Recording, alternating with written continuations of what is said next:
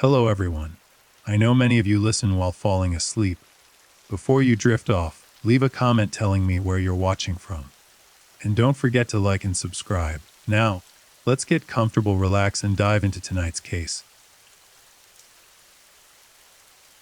On a freezing January evening in 1993 in the quiet Chicago suburb of Palatine, Illinois, a small family restaurant called Brown's Chicken and Pasta was preparing to close for the night.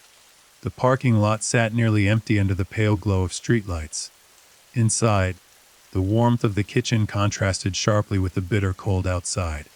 7 employees moved through their closing routines, wiping down tables, counting registers, and cleaning fryers. They were looking forward to heading home, to warm beds and safety. The scent of fried chicken still lingered in the air. Outside, the world seemed peaceful and ordinary, but within hours, that ordinary evening would transform into one of the most horrific crime scenes in Illinois' history. 7 innocent people would be executed in a walk-in cooler, and the case would remain unsolved for nearly a decade, haunting the community, destroying families, and leaving investigators desperately searching for answers that seemed impossible to find. This is the story of the Brown's Chicken Massacre.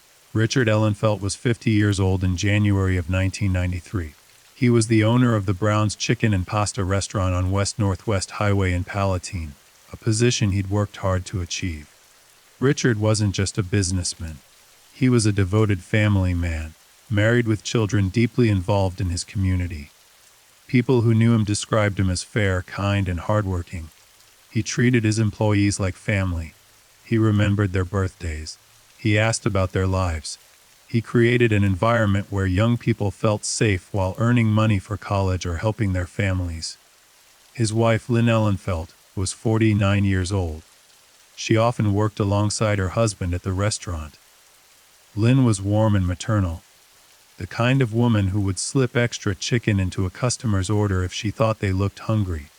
She had a gentle smile and kind eyes. She believed in the goodness of people. She believed in community. She believed that hard work and decency would be rewarded.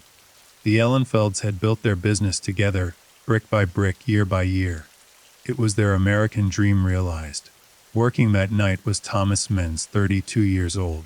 Thomas was the assistant manager, a reliable employee who had been with the Ellenfelds for years. He was engaged to be married. His fiancée was planning their wedding, picking out flowers, dreaming of their future together. Thomas was excited about starting a family. He talked about children, about buying a house, about building life with the woman he loved. He was dependable, the kind of person Richard and Lynn trusted completely to help close the restaurant and secure everything properly.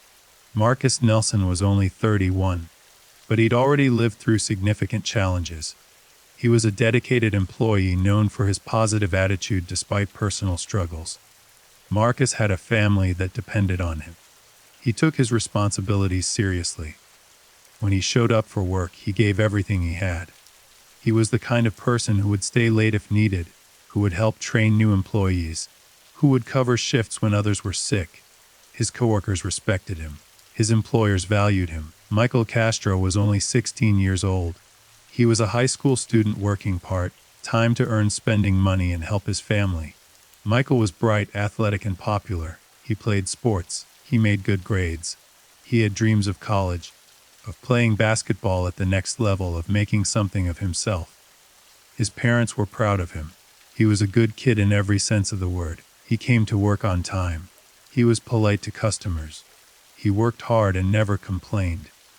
On that January night, he was simply trying to earn a few dollars, completely unaware that he would never see his family again. Guadalupe Maldonado was just 46 years old, a hardworking woman who had come to America seeking a better life. She was a mother, a grandmother, a pillar of her family. Guadalupe worked multiple jobs to support her children and grandchildren.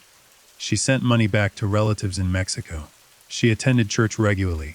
She believed in God and family, in the power of sacrifice. Her children adored her. Her grandchildren called her every day. She was the heartbeat of her family, the person everyone turned to in times of trouble. She worked at Brown's Chicken to provide for those she loved. And then there was Rico Solis, only 17 years old. Rico was a high school senior with his whole life ahead of him. He was charismatic, funny, well liked by everyone who knew him. He had a girlfriend who loved him desperately. They talked about the future, about leaving Palatine and seeing the world together. Rico was working at Brown's Chicken to save money for college. His parents had taught him the value of hard work, of earning one rather than expecting handouts. He was a good son, a loyal friend, a young man full of potential. 7 people, 7 lives, 7 families who believed their loved ones were safe, working an ordinary shift at a family restaurant in a safe suburban neighborhood. The evening of January 8, 1993, began like countless others at Brown's Chicken and Pasta. The restaurant had been moderately busy throughout the day, serving the usual customers who came for the crispy fried chicken, the pasta dishes, the comfortable atmosphere. As evening fell and the dinner rush subsided, the focus shifted to closing procedures. The employees moved through familiar routines they'd performed dozens, even hundreds of times before. Richard and Lynn Ellenfeld worked together, as they often did. There was something comforting about the partnership they'd built, both in their marriage and in their business. They communicated with few words, understanding each other's rhythms and routines. Thomas Menz coordinated with the younger employees, making sure tables were cleaned properly, that the floors were mopped, that everything was secured for the night. The temperature outside had dropped significantly. Illinois' winters were brutal, and this particular evening was especially cold. The kind of cold that hurt your lungs when you breathed. The kind that made you want to finish your work quickly and get home to warmth and safety. The parking lot was nearly empty now. Only a few cars remained, belonging to the employees working the closing shift. Inside the restaurant, the atmosphere was probably relaxed. The hard work of the day was mostly done. There was likely conversation, maybe some joking around as coworkers do when the pressure of serving customers has passed. Michael Castro, at 16, might have been talking about school or sports. Rico Solis might have mentioned his weekend plans with his girlfriend. Guadalupe Maldonado might have been thinking about home to her family, about what she needed to do tomorrow, about the bills that needed paying. The closing procedures were methodical. Count the registers. Secure the cash kitchen equipment. Take out the trash, lock the doors. Standard operating procedure for any restaurant. Richard Ellenfeld had done this thousands of times. There was no reason to think this night would be any different. But somewhere in Palatine that evening, 2 people were making different plans. The exact timeline of when the killers entered Brown's Chicken remains somewhat unclear, pieced together later through forensic evidence and investigation. What is certain is that at some point during the closing process, 2 young men entered the restaurant. Whether they came in before the doors were locked or somehow gained entry afterward would become a critical question in the investigation. The restaurant's location on Northwest Highway was visible from the street, but the interior couldn't be seen clearly from outside, especially at night.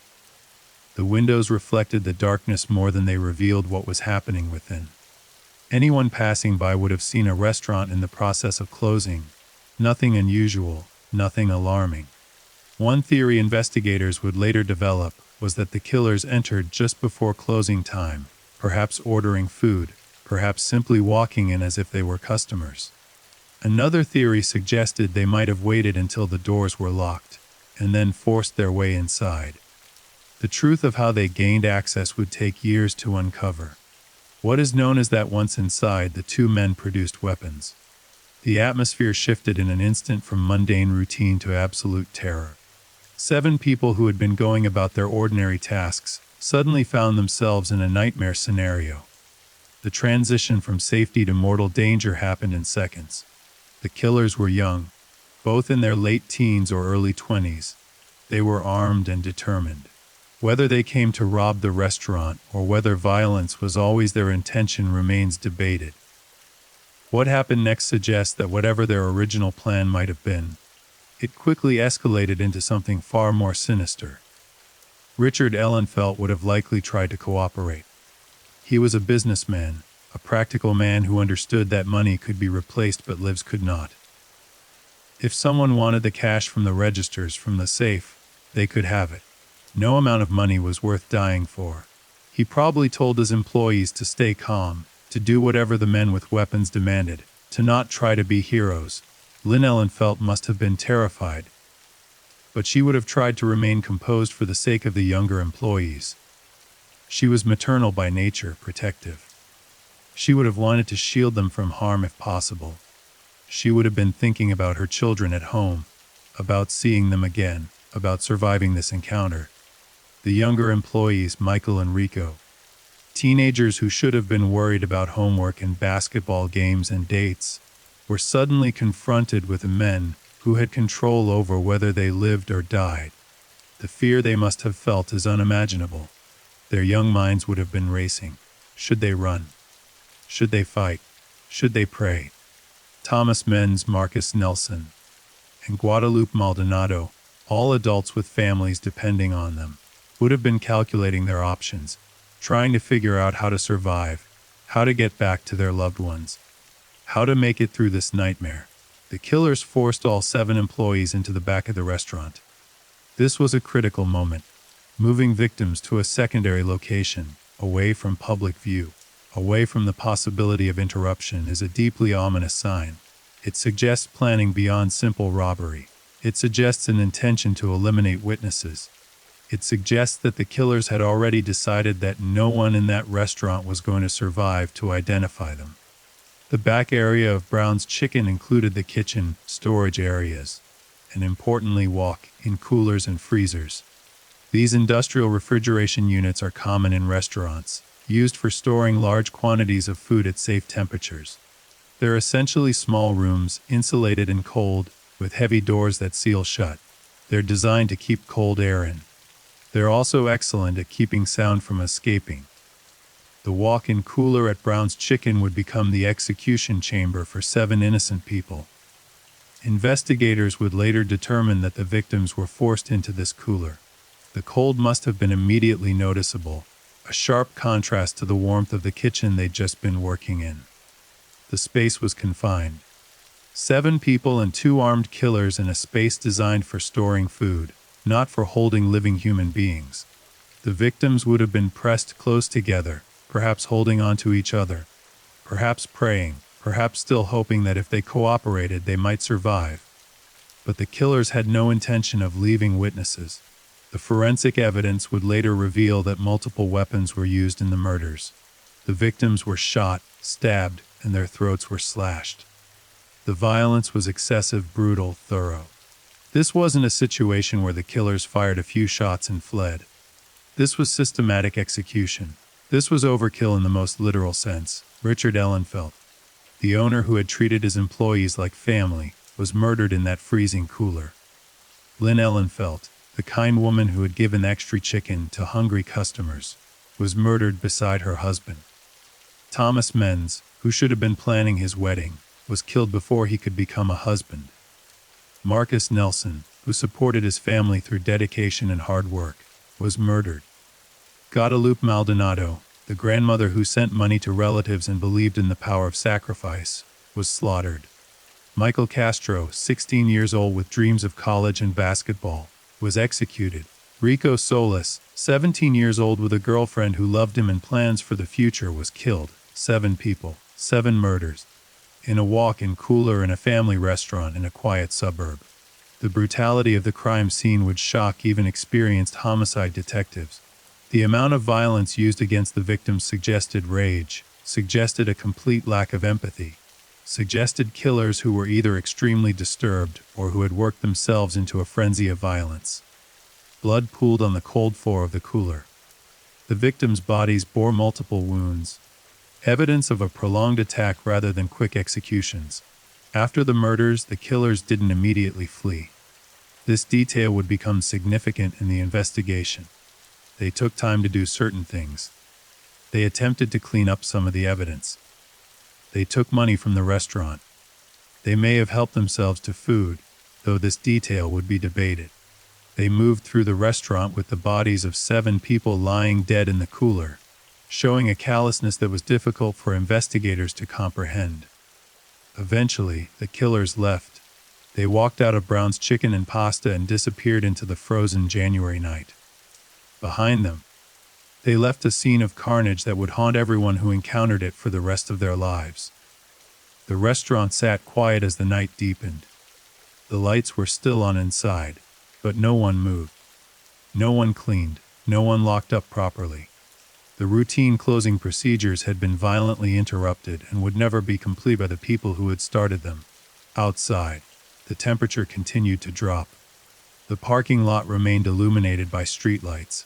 Cars that belonged to the victims sat in their parking spaces, waiting for owners who would never return to claim them. Richard Ellenfeld's car, Lynn Ellenfeld's car, Thomas Mena's car, Rico Solis's car, Guadalupe Maldonado's car, Marcus Nelson's car. 7 vehicles that would become evidence in a murder investigation rather than transportation home to safety. The hours passed. Midnight came and went. The restaurant should have been closed, dark, secured. But the lights remained on. Inside, 7 bodies grew cold in the walk-in cooler. Outside, the world continued its normal rotation. Unaware that something terrible had occurred, families of the victims began to worry as the night wore on. When your loved one works the closing shift at a restaurant, you expect them home at a certain time. Maybe a bit later if they're cleaning thoroughly, or if there was a last-minute rush of customers. But there's a limit to reasonable lateness. There's a point where concern begins to creep in. Richard and Lynn Ellenfeld's children would have expected their parents home by a certain hour. When that hour passed, they might have initially assumed their parents were finishing paperwork, counting inventory, handling some business matter. But as more time passed, concern would have grown. A phone call to the restaurant going unanswered. Then another. Then another. Thomas Menez's fiancée was waiting for him. They probably had plans to talk before bed, to say goodnight, to discuss wedding details. When he didn't call, when he didn't come home, when his phone went to voicemail, her concern would have quickly turned to fear. Thomas was reliable, he always called. He always came home when he said he would. Michael Castro's parents expected their 16-year-old son home from his part-time job. When he missed his curfew, they probably called his cell phone. No answer. They probably called the restaurant. No answer. A 16-year-old boy not coming home when expected is every parent's nightmare. The mind immediately goes to car accidents, to illness, to danger. Rico Solis's girlfriend had probably expected a late-night call. Young love operates on constant communication, especially in 1993 when cell phones weren't as ubiquitous but contact was still expected. When Rico didn't call, didn't answer his phone, didn't respond to messages, she would have felt something was wrong. Guadalupe Maldonado's family, accustomed to her working multiple jobs and long hours, might have initially assumed she'd taken an extra shift somewhere or was helping a family member. But Guadalupe was responsible. She called when her plans changed. She kept her family informed. Her silence was unusual. Her absence was concerning. Marcus Nelson's family expected him home. He was dependable, a person who showed up when he said he would. His absence without explanation wasn't like him. As the night deepened into the early morning hours of January 9, 1993, the worry among multiple families intensified. Some probably drove to the restaurant to check on their loved ones. What they would have seen was a building with lights on, cars in the parking lot, but no visible activity. The doors would have been locked. Knocking would have produced no response. Calling out would have yielded only silence. Some families probably called the police to request welfare checks. Officers might have been dispatched to check on the restaurant. They would have found the same thing: lights on, cars present, doors locked, no response. At what point does this transition from mildly concerning to actively alarming? When do you go from assuming everyone is fine and just running late to understanding that something is seriously wrong? The discovery of the crime scene came on the morning of January 9, 1993. The exact timeline of who discovered what and when varies slightly depending on sources, but what is consistent is that when someone finally gained access to the interior of Brown's Chicken and Pasta, they found a scene that would be described as one of the worst mass murders in Illinois' history. The first responding officers were not prepared for what they found. Police officers, even experienced ones, rarely encounter scenes of such extreme violence. 1 or 2 bodies in the course of a career as tick of most suburban police departments. 7 bodies, all murdered in the same location, all showing evidence of extreme violence, was unprecedented for Palatine. The scene inside the restaurant appeared relatively normal at first. Tables and chairs were in their usual positions. The front counter looked ordinary. Food preparation areas showed signs of closing procedures being underway. But everything had an odd feeling to it, a sense of interruption, of tasks left incomplete in mid-action. Following standard procedures, officers would have cleared the building, checking each area to ensure no perpetrators were still present and to locate any victims who might need medical attention. As they moved toward the back of the restaurant, toward the kitchen and storage areas, they would have begun to notice signs that something was very wrong. Perhaps blood traces. Perhaps the smell. Perhaps simply the oppressive silence that hangs over places where violence has occurred. The walk-in cooler's door was closed. One of the officers would have opened it, perhaps expecting to find storage shelves stocked with food, perhaps already suspecting something worse based on what they'd seen in the moments before. What they actually found exceeded any nightmare they might have imagined. 7 bodies, men and women, teenagers and adults, all dead, all showing signs of violent trauma. All packed into the confined space of an industrial refrigerator. The officer who opened that door would carry that image for the rest of their life. The other responding officers who viewed the scene would be similarly traumatized. First responders are trained to handle death, but there's training and then there's reality. There's what you think you can handle, and then there's the actual experience of seeing multiple murder victims, including teenagers, executed in a restaurant cooler. The immediate response would have been to secure the scene, to call for detectives, to call for the medical examiner, to begin the process of documenting what had happened. But before all the professional procedures kicked in, there would have been a moment of human reaction. Shock. Horror, nausea, perhaps anger. Perhaps a desperate wish that they could unsee what they'd just seen. Word spread quickly through the Palatine Police Department. 7 murders, a massacre, at a local restaurant.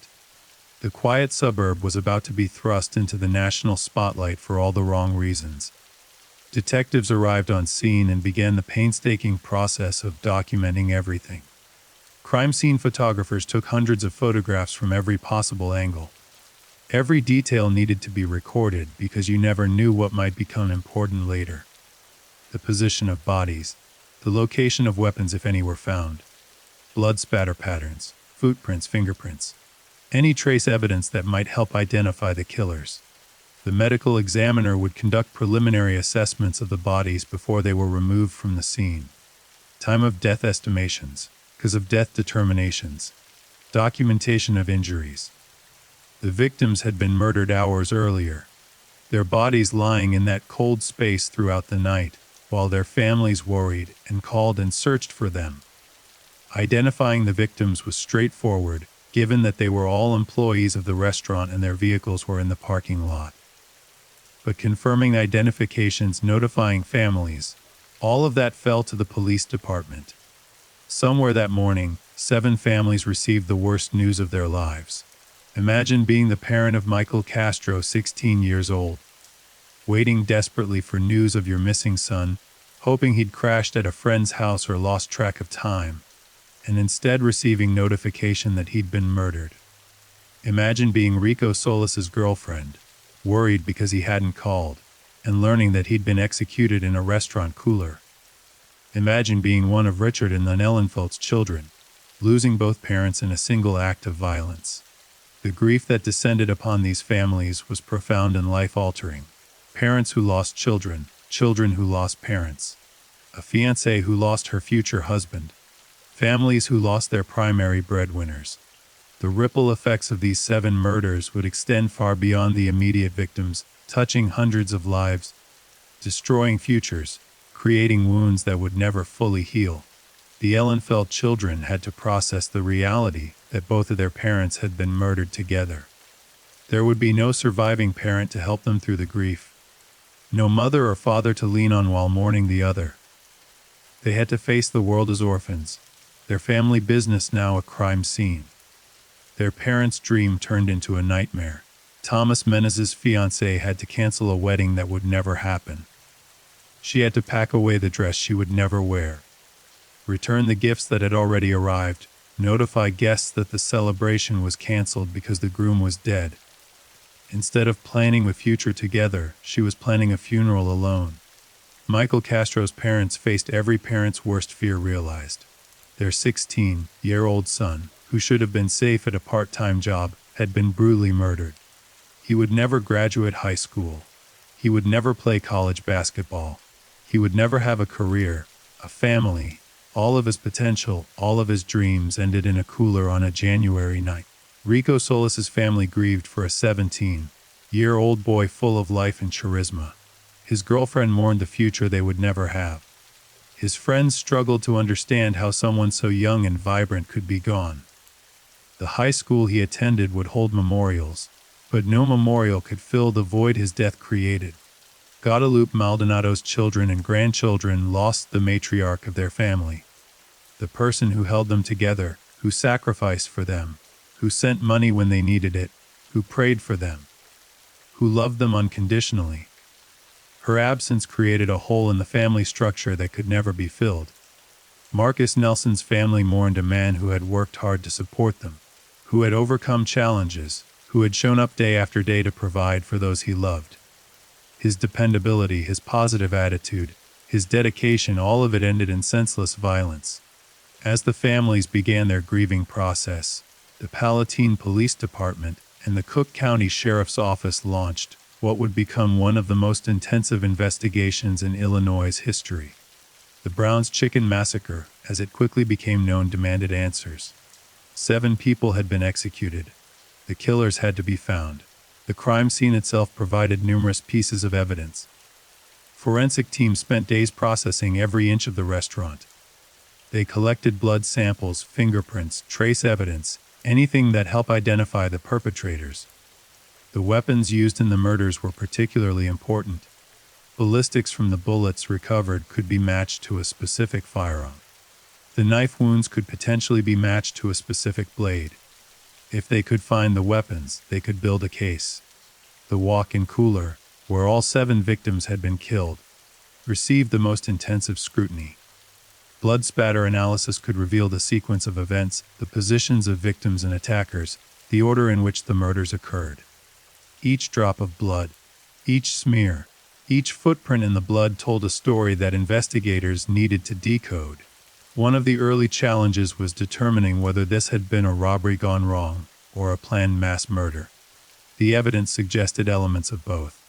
Money had been taken from the restaurant, which pointed toward robbery as at least part of the motive.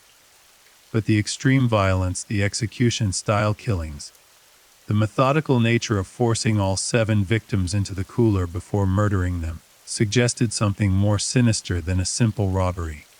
If the killers had simply wanted money, they could have taken it and fled.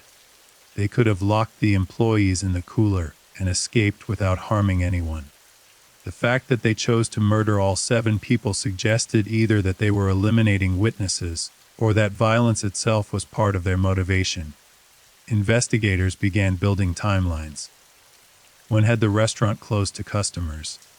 When had the victims been scheduled to finish their shifts? When had the murders likely occurred based on the medical examiner's findings? When had families last spoken to their loved ones? Every detail had to be documented, verified, cross-referenced. The restaurant's location on Northwest Highway meant there was vehicle traffic passing by throughout the evening. Had anyone noticed anything unusual? Had anyone seen suspicious vehicles in the parking lot? Had anyone heard anything, seen anything, noticed anything out of the ordinary? Detectives began canvassing the area, interviewing anyone who might have been nearby on the evening of January 8. Witness statements began to trickle in, though nothing immediately pointed to clear suspects. Some people remembered seeing cars in the restaurant's parking lot late in the evening. Some remembered the lights being on longer than usual. But nothing concrete, nothing that identified the killers or their vehicle. The investigation expanded to examine the victims' lives, looking for any connections that might explain why this particular restaurant on this particular night had been targeted. Did any of the victims have enemies? Were any of them involved in anything dangerous or illegal? Were there any stalkers, angry ex-partners, disgruntled former employees, anyone with a grudge? The answers to these questions all came back negative. Richard and Lynn Ellenfelt were respected business owners with no known enemies. Thomas Menz was a reliable employee with no criminal connections. Marcus Nelson had overcome personal challenges but had no enemies. Guadalupe Maldonado was a hard-working mother and grandmother with no involvement in anything criminal. Michael Castro was a 16-year-old high school student. Rico Solis was a 17-year-old high school senior. None of them had any connection to criminal activity or any reason to be targeted. This suggested that the victims were likely selected not because of who they were but because of where they were. They were targets of opportunity. They had the misfortune of being at Brown's Chicken when the killers decided to strike.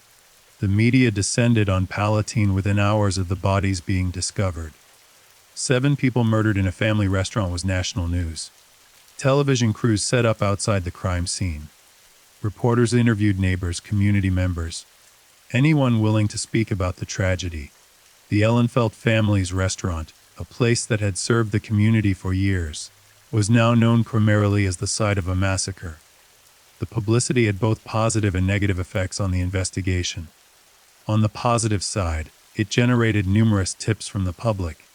People called in with information about suspicious individuals, about people who had been acting strangely, about conversations they'd overheard. Every tip had to be followed up, investigated, either confirmed or ruled out. On the negative side, the publicity also generated false leads, attention seekers who claimed to have information they didn't actually possess, and theories that distracted from the actual investigation. Detectives had to wade through hundreds of tips, most of which led nowhere, hoping to find the few that might actually help solve the case.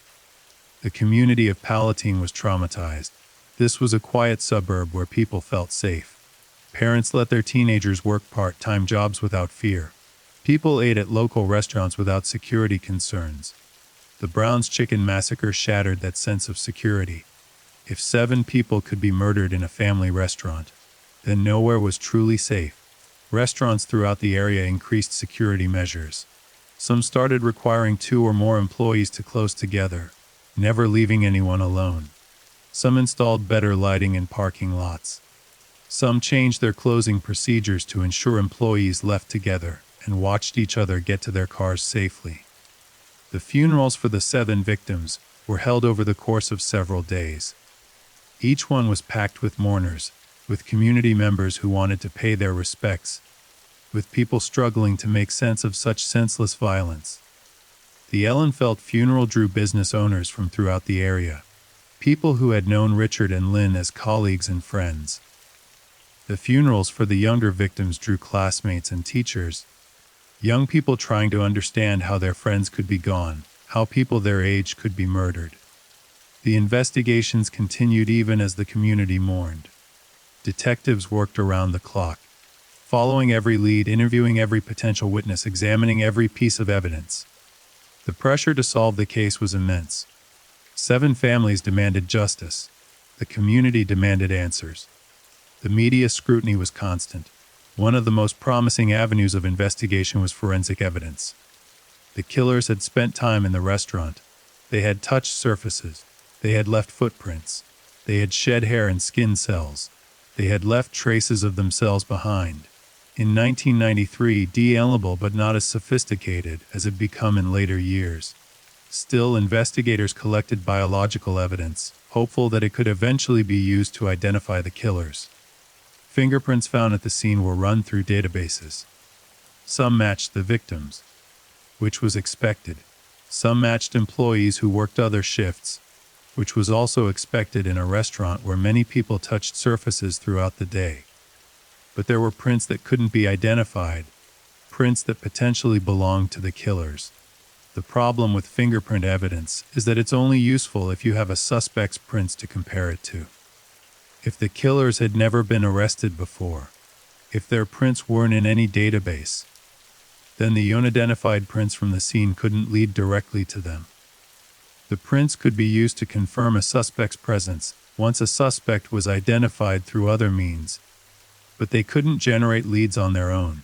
Detectives began building profiles of the likely killers based on the evidence and the nature of the crime. The extreme violence suggested young males, statistically the most likely demographic for this type of crime. The fact that two people were involved meant investigators were looking for a pair of perpetrators, possibly friends or relatives, possibly a dominant personality and a follower. The willingness to execute 7 people suggested either a complete lack of empathy or individuals who were under the influence of drugs or alcohol to the point where their inhibitions were eliminated. The crime also suggested people who were familiar with the area, who knew the restaurant, who had perhaps been customers before. Tips came in suggesting various suspects.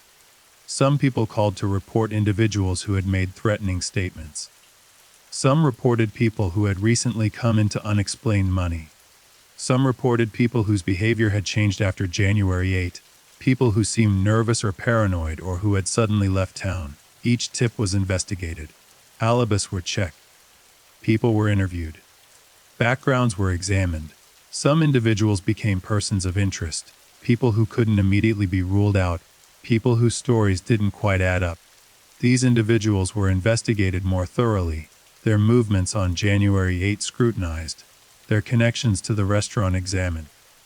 One early theory was that the killers might have been former employees of Brown's Chicken who knew the closing procedures, who knew when the restaurant would be most vulnerable, who knew the layout of the building. Detectives compiled lists of everyone who had ever worked at that location and began the process of interviewing them, checking their alibis for the night of the murders, looking for anyone whose story didn't hold up under scrutiny. Most former employees had solid alibis. They were at home with family. They were at other jobs. They had witnesses who could confirm their whereabouts. Some had moved away from the area entirely. One by one, former employees were cleared as the investigation continued. Another theory focused on local criminals, people known to police for robberies or violent crimes. Were there any individuals or groups known to target restaurants? Were there any patterns of similar crimes in the area? Detectives looked at unsolved robberies, examining whether any showed similar characteristics to the Brown's Chicken case. Some robberies involved multiple perpetrators. Some involved extreme violence, but none matched the specific pattern of the Brown's Chicken massacre. This suggested that either the perpetrators were first-time offenders or they had committed this crime in a manner significant from their usual pattern. As weeks turned into months, the investigation began to slow. The initial flood of tips decreased. The media coverage, while still present, became less intensive. Detectives continued working the case, but the fresh leads that had come in immediately after the murders had largely been exhausted. The case was beginning to cool, a reality that terrified the families of the victims and frustrated investigators. The forensic evidence was preserved carefully. Even though current technology couldn't extract all possible information from it, investigators knew that forensic science was advancing rapidly. DNA analysis was becoming more sophisticated. Techniques that didn't exist yet might be developed in the future. If the case couldn't be solved immediately, perhaps it could be solved later when better technology became available. This forward-thinking approach would prove to be crucial, though no one knew it at the time. The first anniversary of the murders came and went. The Palatine community held memorials for the victims. Families gathered to remember their lost loved ones. Detectives renewed their appeals for information, hoping that someone who'd remained silent might finally come forward. But no breakthrough came. The second anniversary passed. Then the third. The Brown's Chicken massacre remained unsolved.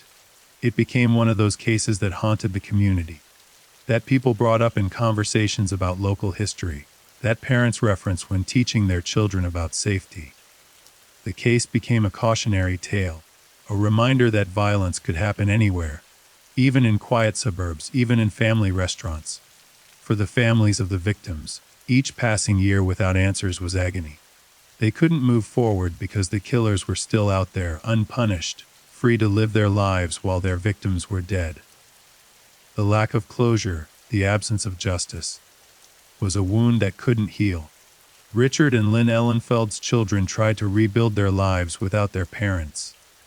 They inherited a restaurant that they couldn't bear to reopen, a business that would forever be associated with their parents' murders.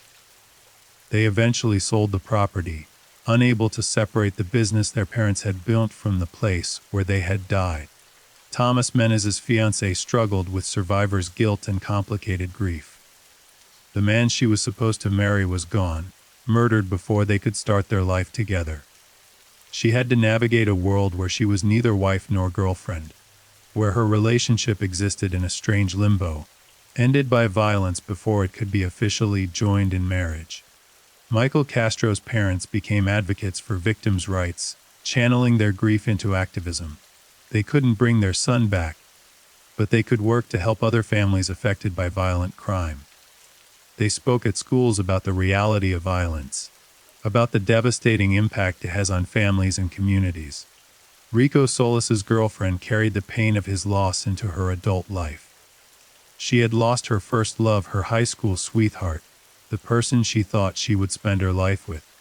His murder shaped her understanding of the world of safety, of how quickly everything can be taken away. Guadalupe Maldonado's children and grandchildren struggled without the matriarch who had held their family together. They tried to honor her memory by supporting each other, by staying close as she would have wanted, but her absence was profound.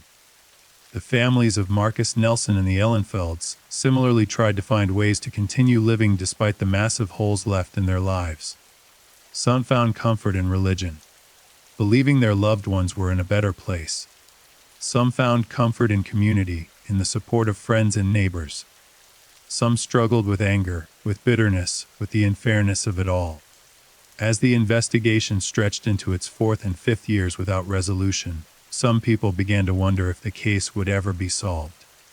Had the killers left the area? Had they died in unrelated incidents? Had they perhaps been arrested for other crimes, and were serving time in prison, without anyone realizing they were also responsible for the Brown's Chicken massacre? Detectives assigned to the case changed as retirements happened and personnel shifted. New investigators would review the case files, looking at the evidence with fresh eyes, hoping to spot something that earlier investigators had missed. But the fundamental problem remained: they had evidence but no suspects to match it to. The case became an obsession for some of the investigators. There's something about unsolved cases, particularly ones involving multiple victims, that haunts detectives. They dream about it. They think about it during off hours. They can't let it go because somewhere out there, killers are free, possibly living normal lives, possibly having committed other crimes, while 7 families have no justice. In the years following the murders, advancements in DNA technology began to offer new hope. What couldn't be analyzed in 1993 could be re-examined with new techniques in 1997, 1999. Investigators periodically advanced for retesting as methods became available. Each time, they hoped for a breakthrough, for some new information that could generate a lead. The community of Palatine slowly healed, though the scar of the Brown's Chicken massacre never fully faded. The restaurant building eventually housed different businesses. The physical location changed, but people who had lived in the area in 1993 never forgot what had happened there. They would drive past and remember. They would think about the 7 people who had died, about the families left behind, about the killers who had never been caught. Local students learned about the case in school in discussions about unsolved crimes, or about the importance of community safety. The Brown's Chicken massacre became part of Palatine's history, a dark chapter that couldn't be erased or forgotten. As the 1990s ended and a new millennium began, the case was nearly 7 years old. 7 years without answers, 7 years without justice. 7 years of families wondering if they would ever know who had murdered their loved ones and why. But investigators hadn't given up. They couldn't give up. 7 people deserved justice. And somewhere in the evidence that had been carefully preserved, somewhere in the tips that had been meticulously documented, somewhere in the forensic material that had been stored awaiting better technology, there might be the key to solving the case. The break, when it finally came, would come from an unexpected source.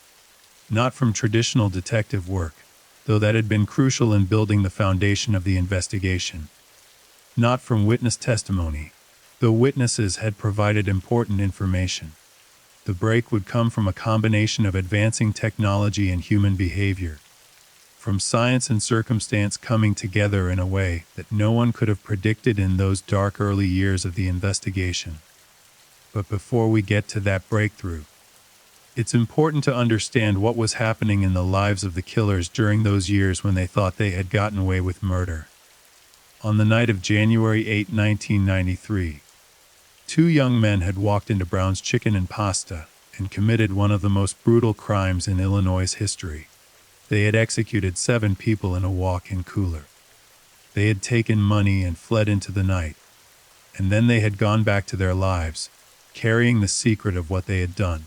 The psychological burden of such a secret is difficult to imagine for most people. 7 murders, 7 people whose lives you ended, 7 families whose worlds you destroyed. Can you go back to normal life after that? Can you eat breakfast and go to work and have conversations with friends and family while knowing what you've done? Can you sleep at night without seeing the faces of your victims? Some killers are haunted by their crimes. They develop psychological symptoms. They self-medicate with drugs or alcohol. They become paranoid, certain that every police car they see is coming for them, that every knock on the door is the arrest they've been expecting. The guilt and fear consume them. Other killers are able to compartmentalize. They convince themselves that their victims deserved it, or that it was necessary, or that it's simply in the past and not worth dwelling on. They develop justifications and rationalizations that allow them to live with what they've done. They move on.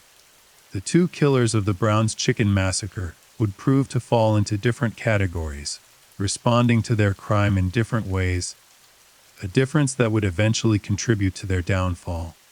In the immediate aftermath of the murders, the killers would have been hyper, aware of the investigation. They would have watched the news coverage obsessively.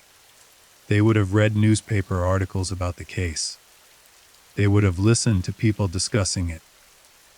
They would have been looking for any indication that police were closing in on them, any sign that they had left evidence that was leading investigators in their direction. As days turned into weeks without arrest, they would have begun to relax slightly. If police had solid evidence pointing to them, arrests would have happened quickly. The fact that no arrests were made suggested that maybe they had gotten away with it. Maybe they had been careful enough. Maybe the 7 murders wouldn't be solved. As weeks turned into months and months turned into years, the killers would have gained confidence. They had committed one of the most publicized crimes in Illinois and hadn't been caught. They were smarter than the police. They had beaten the system. They could live their lives without fear of consequences. This sense of invincibility is common among criminals who believe they've gotten away with serious crimes. It makes them cocky. It makes them careless. It makes them talk when they should stay silent. And it's that talking, that inability to keep their secret forever, that would eventually lead to their capture. Because humans are social creatures. We need to share our experiences, our stories, our truths with others. And keeping a secret as enormous as participating in a mass murder is extremely difficult over many years. The desire to tell someone, to share the experience, to perhaps even brag about it, can become overwhelming. In the years following the Brown's Chicken massacre, the killers interacted with many people. They had relationships. They made friends. They talked to family members. And at some point to someone, they revealed what they had done. The investigation continued through late 1990s and into the early 2000s, though with decreasing intensity as leads dried up and the case grew colder. Detectives still assigned to the Brown's Chicken massacre maintained files, reviewed evidence periodically, and hoped for a breakthrough. The families of the victims had organized themselves into advocacy groups, keeping pressure on law enforcement to continue working the case, refusing to let their loved ones be forgotten. The advancement of DNA technology during this period was remarkable. What had been impossible in 1993 was becoming routine by the early 2000s. DNA samples that couldn't be analyzed with older techniques could now be processed with much greater accuracy. The genetic material collected from the crime scene at Brown's Chicken was periodically retested as new methods became available. In 2002, nearly a decade after the murders, DNA technology had advanced to the point where investigators could extract usable profiles from evidence that had been collected at the scene. This was a significant development. If they could develop DNA profiles of the killers from blood or other biological material left at the restaurant, they could potentially match those profiles to suspects. The problem remained that DNA profiles, like fingerprints, are only useful if you have someone to compare them to.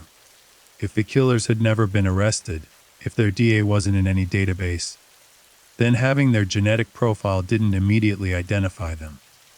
But it did mean that if suspects could be identified through other means, their guilt or innocence could be definitively proven through DNA comparison. Detectives working the cold case began to look at it with new strategies. They had DNA evidence. They needed to generate suspects whose DNA could be compared to that evidence. How could they identify potential suspects nearly a decade after the crime? One approach was to revisit all the old tips and leads that had come in over the years. Were there individuals who had been reported as suspicious, but hadn't been thoroughly investigated at the time? Were there tips that had seemed unlikely but might deserve a second look now that DNA testing was available? Another approach was to look at who might have been bragging about the crime. Mass murders are not typical crimes. They're shocking, horrific, memorable. If someone had committed such a crime, they might have talked about it over the years. They might have told romantic partners during intimate conversations. They might have told friends while drinking. They might have let details slip during arguments or moments of bravado. Detectives began putting out new appeals for information, specifically asking if anyone had ever heard someone claim responsibility for the Brown's Chicken massacre or provide details about the crime that weren't public knowledge. This type of appeal can be risky because it generates false leads from attention seekers, but it can also produce genuine information from people who had heard something years earlier, but hadn't realized its significance or hadn't wanted to get involved. The years 2000 through 2002 brought renewed attention to the case as the 10-year anniversary approached. Media outlets ran retrospective pieces about the murders, interviewing family members, reviewing the investigation, discussing why the case remained unsolved. This publicity served multiple purposes. It reminded the public about the case, potentially triggering memories in people who might have information. It kept pressure on law enforcement to continue working on solving it. And it reminded the killers that they hadn't been forgotten, that people were still looking for them. In early 2002, a tip came in that would change everything. The source of the tip is described differently in various accounts of the case, with some reports suggesting it came from a jailhouse informant, others indicating it came from someone who had heard suspicious statements, and still others suggesting it emerged from the review of old case files. What is consistent across accounts is that this tip pointed investigators toward two specific individuals, James Degorski and Joan Luna. James Degorski was in his late 20s by 2002. He had a criminal record primarily for relatively minor offenses, but nothing that would have marked him as someone capable of mass murder. He lived in the Chicago area and had connections to Palatine. His background didn't immediately scream serial killer. But then again, the Brown's Chicken murders weren't serial killings in the traditional sense. They were a mass murder event, possibly tied to robbery, possibly tied to other motivations that investigators were still trying to understand. Joan Luna was also in his 20s in 2002, like Degorski. He had some involvement with the criminal justice system, but nothing that would have made him an obvious suspect in a mass murder. He also had connections to the Palatine area and had been in the general vicinity in 1993 when the murders occurred. The tip that pointed to these two individuals was compelling enough that investigators decided to pursue it seriously. But they needed evidence. They needed to place Degorski and Luna at the scene of the crime. They needed to prove that these were the two young men who had walked into Brown's Chicken on January 8, 1993, and executed 7 people. The DNA evidence became crucial at this point. If investigators could obtain DNA samples from Degorski and Luna, and compare them to the DNA profiles developed from evidence at the crime scene. They could potentially confirm or eliminate these individuals as suspects. The challenge was obtaining DNA samples legally. Police can't simply force someone to provide DNA without probable cause or a court order. They needed a strategy to collect Degorski's and Luna's DNA in a way that would be admissible in court. One common technique in such situations is to collect abandoned DNA. If someone discards a cigarette butt, a drinking cup, a napkin, anything that might contain their saliva or other biological material, and they abandon it in a public place, police can legally collect it and extract DNA from it. This technique has been used to solve numerous cold cases. Investigators began surveillance of Degorski and Luna, watching their opportunities to collect abandoned DNA. This type of surveillance requires patience and resources. You need officers dedicated to following the suspects, watching what they discard, collecting potential evidence quickly before it's contaminated or lost. The details of exactly how Degorski's and Luna's DNA were collected have varied in different accounts of the case. Some reports suggest DNA was collected from cigarette butts. Others mention drinking glasses from restaurants. What is consistent is that investigators were able to obtain samples that could be tested and compared to the crime scene evidence. The DNA samples were sent to the lab for analysis. This wasn't a quick process. DNA testing, especially when it needs to be done to forensic standards that will hold up in court, takes time. The samples need to be properly processed. The profiles need to be developed, and the comparisons need to be made carefully to ensure accuracy. While waiting for DNA results, investigators worked on building other aspects of the case. They interviewed people who knew Degorski and Luna. Had either of them said anything suspicious over the years? Had their behavior changed after January 1993? Had they come into unexplained money? Did they have alibis for the night of the murders? This type of investigation has to be done carefully. You can't let the suspects know they're being investigated, because if they realize police are looking at them, they might flee or destroy evidence. But you also need to gather enough information to build a prosecutable case.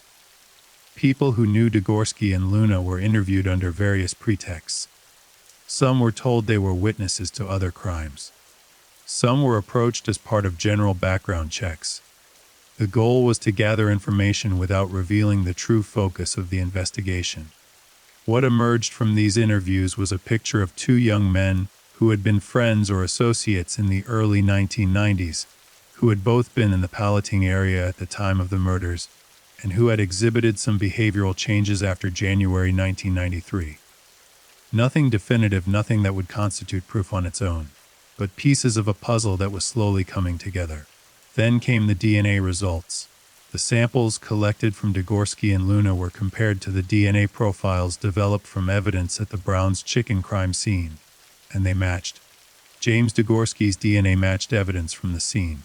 Joan Luna's DNA matched evidence from the scene. After nearly a decade, investigators had their killers identified. The matches were strong enough to establish that Degorski and Luna had been present at the crime scene. The statistical probability of the DNA belonging to someone else was astronomically low.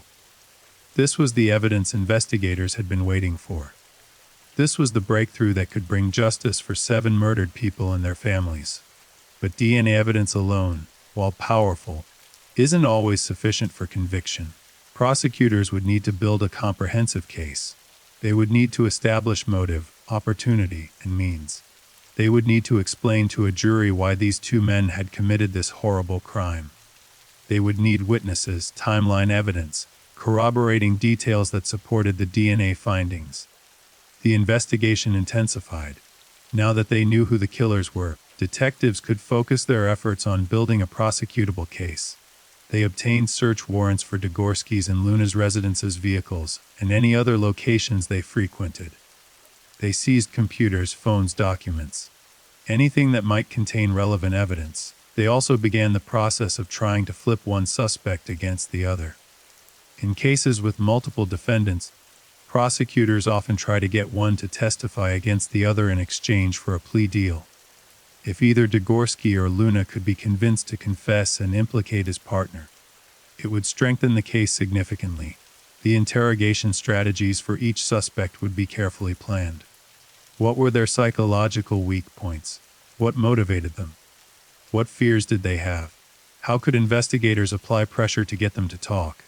But before formal interrogations could happen, arrests had to be made. And arrests needed to be timed carefully. If you arrest one suspect, the other might flee. You need to arrest both simultaneously to prevent either from escaping. On May 16, 2002, nearly 9.5 years after the Brown's Chicken Massacre, James Degorski and Juan Luna were arrested and charged with 7 counts of murder. The arrests made national news. A case that had been cold for nearly a decade had suddenly been solved. The families of the victims received the news with mixed emotions: relief that the killers had finally been identified, but also renewed trauma as they were forced to relive the worst day of their lives. The arrests triggered a media frenzy. Reporters descended on Palatine once again, interviewing anyone connected to the case. The faces of James Degorski and Juan Luna were broadcast on television screens across the country. People who had known them were shocked. Neighbors, former classmates, casual acquaintances, all expressed disbelief that these were the men responsible for such a horrible crime. But that's often the case with killers. They seem normal. They blend in. They don't announce themselves as monsters. Ted Bundy was charming. John Wayne Gacy was a community volunteer. BTK was a church elder and local government official. Evil doesn't always look evil from the outside. James Degorski, at the time of his arrest, had been living a relatively normal life on the surface. He had a job, relationships, daily routines. But underneath that surface normalcy, he was carrying the secret of having participated in the execution of 7 people. How does someone do that? How does someone get up, go to work, have dinner with family, all while knowing they've committed mass murder? Juan Luna similarly had been living an apparently normal life in the years since the murders. He had relationships, employment, normal activities. And like Degorski, he was hiding an enormous secret, a truth about himself that would horrify anyone who knew him if they discovered it. The arrests brought some measure of relief to the families of the victims, but they also brought pain. Now they had faces to attach to their grief. Now they knew who had murdered their loved ones. Richard and Lynn Ellenfelt had been killed by these 2 men. Thomas Menz had been executed by these 2 men. Marcus Nelson, Guadalupe Maldonado, Michael Castro, Rico Solis, all murdered by Degorski and Luna. The legal process that followed the arrests would be lengthy and complex. Both defendants pleaded not guilty, which meant the case would go to trial. Prosecutors would need to present their evidence to a jury and prove beyond a reasonable doubt that these were indeed the men responsible for the Brown's Chicken Massacre. The DNA evidence was powerful, but defense attorneys would challenge it. They would question the collection methods, the testing procedures, the statistical analysis. They would try to create reasonable doubt in the minds of jurors. They would argue that DNA placing their clients at the scene didn't necessarily prove they had committed the murders, especially in a public restaurant where many people came and went. Prosecutors knew they needed more than just DNA. They needed to build a narrative that explained what had happened on January 1993 and why. They needed to show the jury how and why these 2 men had committed this crime. As the legal proceedings began, investigators continued working the case, looking for additional evidence that could support the prosecution. They re-interviewed witnesses with new questions. Now that they knew who the killers were, they examined Degorski's and Luna's lives in the years before and after the murders, looking for patterns, for explanations, for anything that could help explain this crime. One critical question was motive. Why had they done it?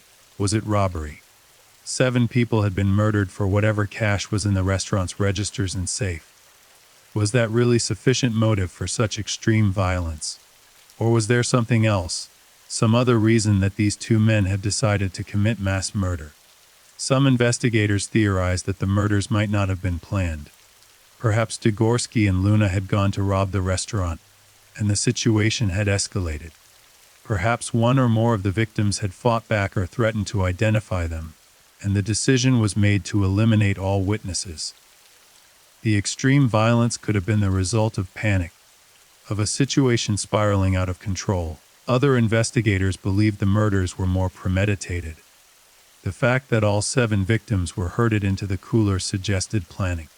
The fact that multiple weapons were used suggested preparation. The fact that the killers had taken time after the murders, rather than immediately fleeing, suggested a level of calm that contradicted the panic escalation theory. The truth about what had motivated these murders, about what had been going through Degorski's and Luna's minds that night, would potentially come out during interrogations, during trial testimony, or possibly never be fully understood. In the months following the arrests, prosecutors worked on building their case, while defense attorneys worked on building their defense strategies.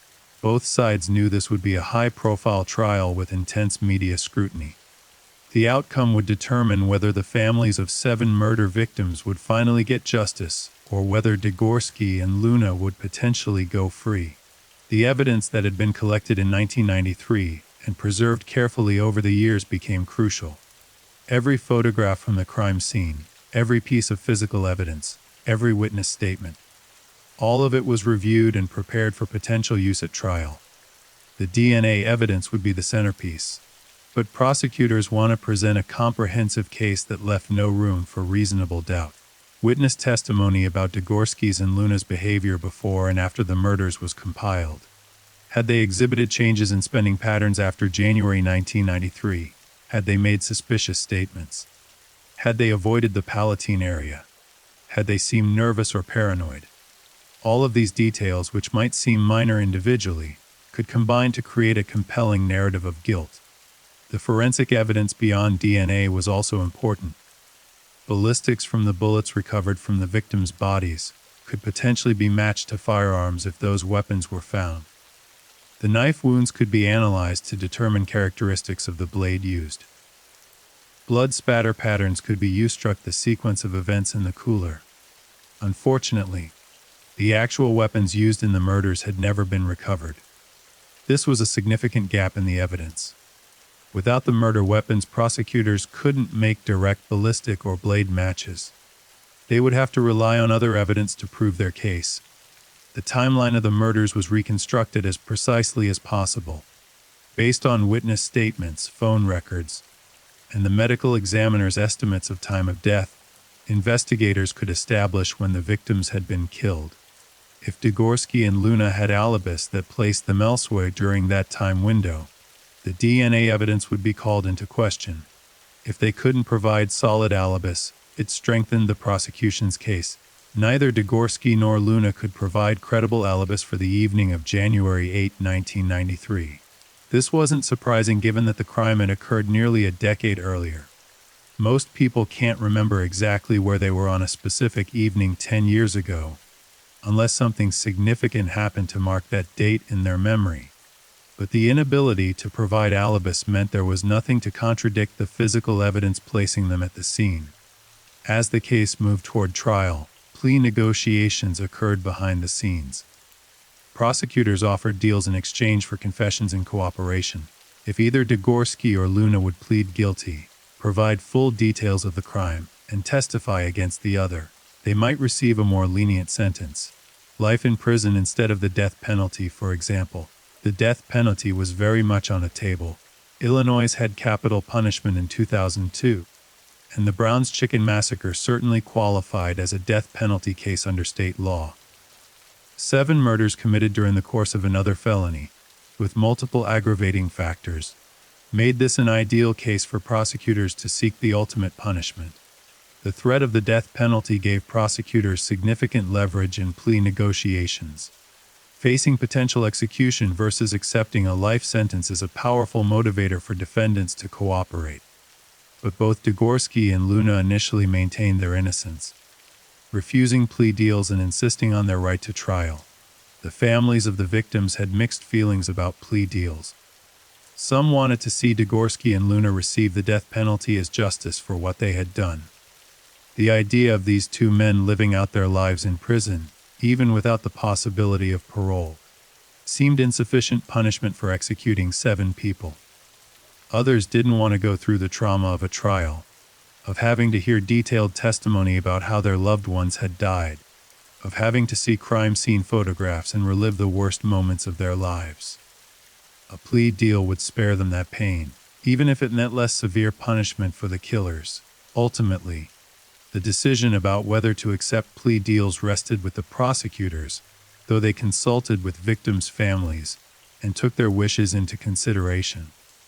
The evidence was strong enough that prosecutors felt confident about going to trial if necessary. They believed they could secure convictions and death sentences if that's what the families wanted.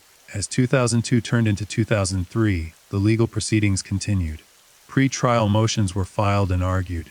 Defense attorneys challenged admissibility of various pieces of evidence. They questioned the DNA collection methods, arguing that the abandoned DNA technique violated their clients' rights. These motions were largely unsuccessful, with judges ruling that the evidence had been collected legally and could be presented at trial.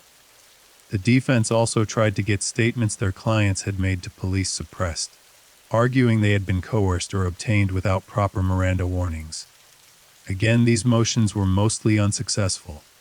The interrogations had been conducted according to proper procedures, and any statements would be admissible. Both Degorski and Luna were being held without bail, considered too dangerous and too much of a flight risk to be released pending trial. They were housed in separate facilities to prevent them from coordinating their stories or their defense strategies. Prosecutors want to keep them isolated from each other, hoping that the pressure and isolation might lead one or both to crack and provide a confession. The isolation and the mounting evidence did begin to wear on the defendants. The reality of their situation was becoming clear. The DNA evidence was strong. The circumstantial evidence was building. The likelihood of acquittal was decreasing, and the potential punishment if convicted was death.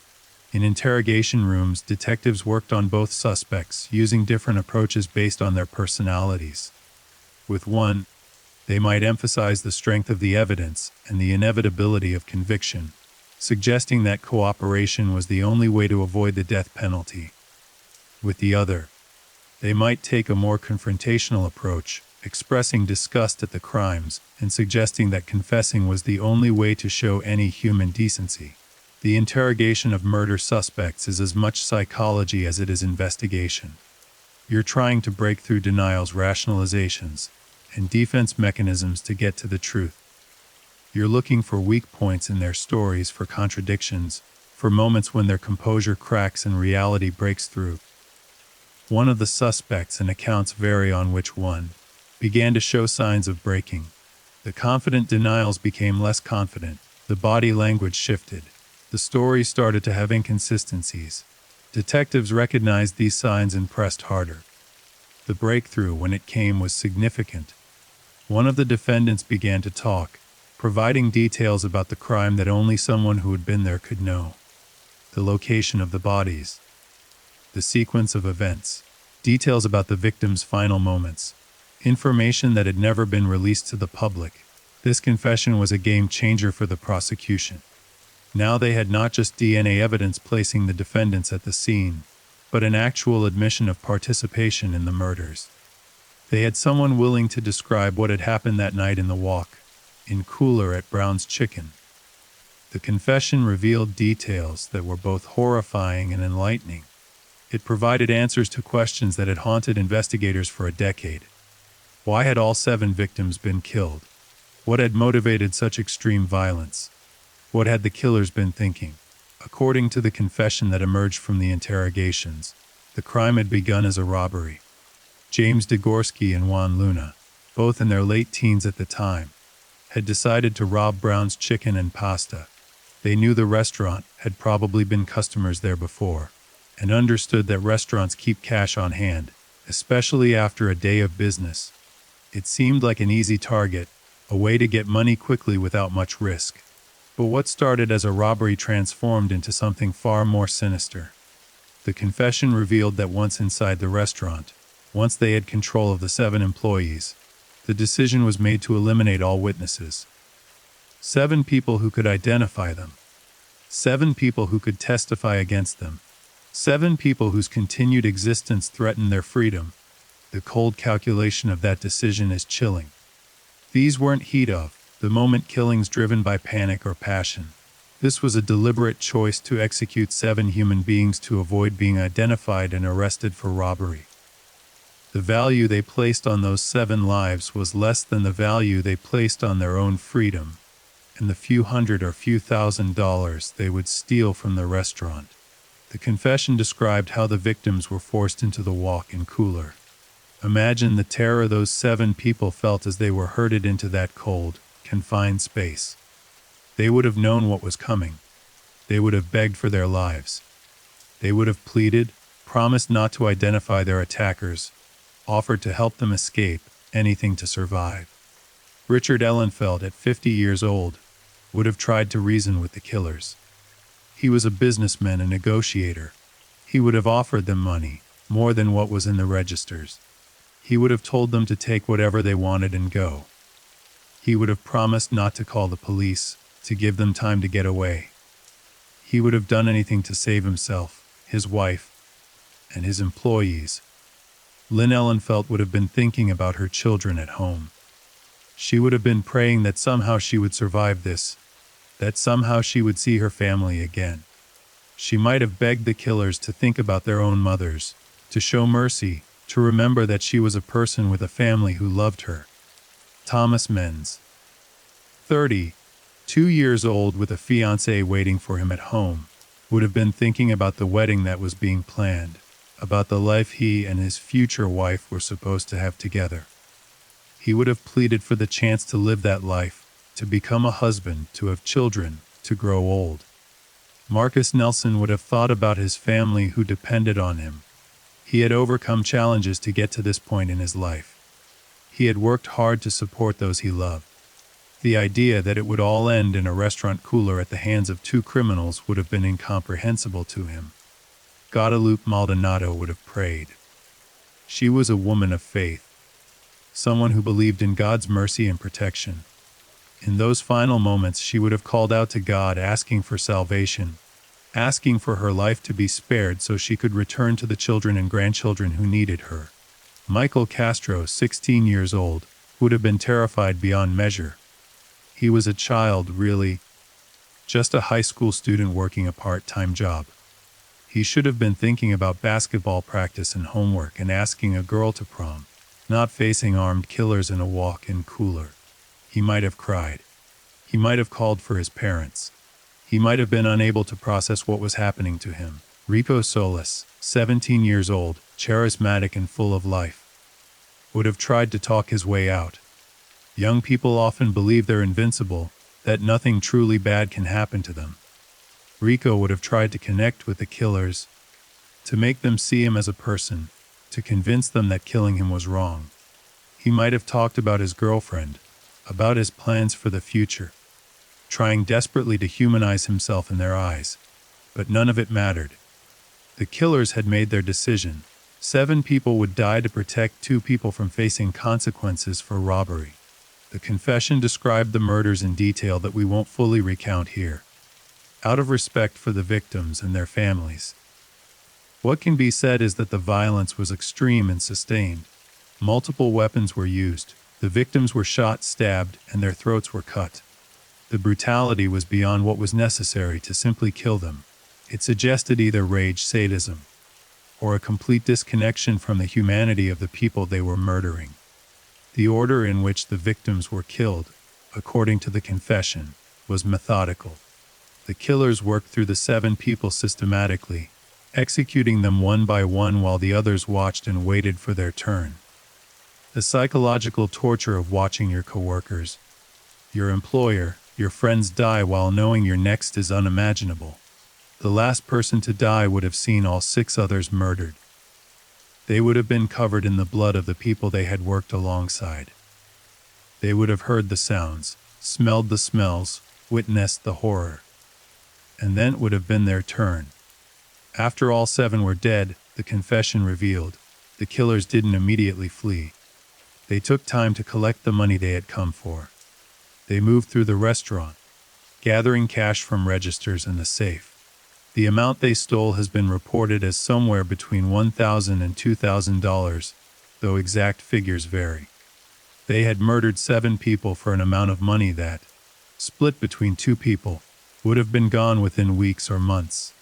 The confession also indicated that the killers attempted some level of cleanup, trying to minimize the evidence they left behind. But perfect cleanup of such a violent crime seems impossible. There's too much blood, too much physical evidence, too many traces left behind. No matter how much they tried to eliminate evidence of their presence, they couldn't erase everything.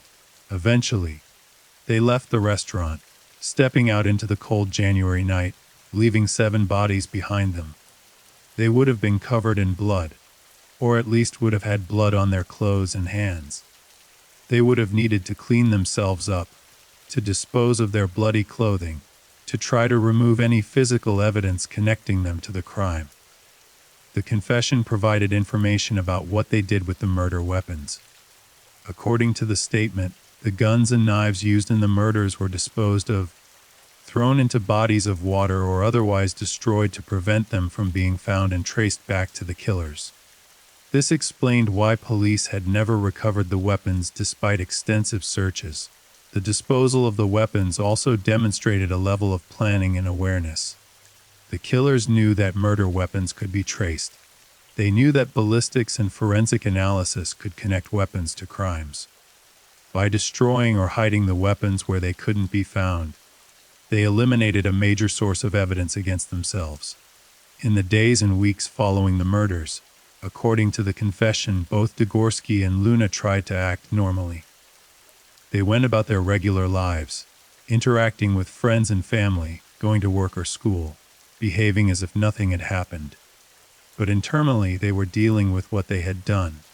The confession revealed different reactions from the 2 killers.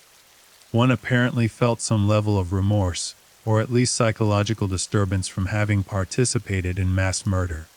He had nightmares, experienced anxiety, struggled with what he had done. The other appeared more callous, less affected by the murders, able to compartmentalize and move on. This difference in psychological response would become important as prosecutors built their case. It suggested different levels of culpability, different mental states, different degrees of premeditation and cold-bloodedness. In death penalty cases, these distinctions matter. Prosecutors argue that the more calculated and remorseless the killer, the more deserving they are of the ultimate punishment. The confession also revealed that both killers were aware of the massive investigation into the Brown's Chicken massacre. They followed the news coverage obsessively. They listened to people talk about the case. And as years passed without arrests, they began to believe they had gotten away with it. This sense of having beaten the system made them careless. They began to talk about the crime with others. One or both of them made statements to friends, romantic partners, or acquaintances that hinted at or directly revealed their involvement. These statements, made years after the murders when they felt safe from prosecution, would come back to haunt them. The people they had told about their involvement were now potential witnesses for the prosecution. Some of these individuals had come forward with information that had contributed to the investigation. Others would be tracked down by detectives now that Degorski and Luna had been identified as suspects. Each person they had told represented another piece of evidence, another witness who could testify about admissions of guilt. The confession was a major victory for prosecutors, but it also created complications. When dealing with multiple defendants, confessions can become problematic. If one defendant confesses and implicates the other, that creates a situation where they can testify against each other. But it also means their trials might need to be separated. And there are complex legal issues around using one defendant's confession against another. Prosecutors had to decide whether to try Degorski and Luna together in one trial, or to separate their trials. A joint trial would be more efficient, and would allow the jury to see the full picture of both defendants' involvement.